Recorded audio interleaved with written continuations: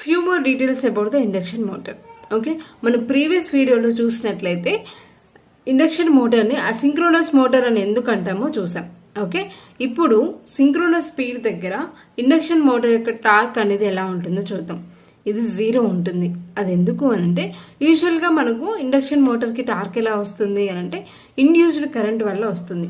మరి induced current ఎలా produce అవుతుంది అంటే the relative motion between the rotating magnetic field of stator and rotating conductors, వీటి వల్ల మనకు కరెంట్ అనేది ఉంటుంది.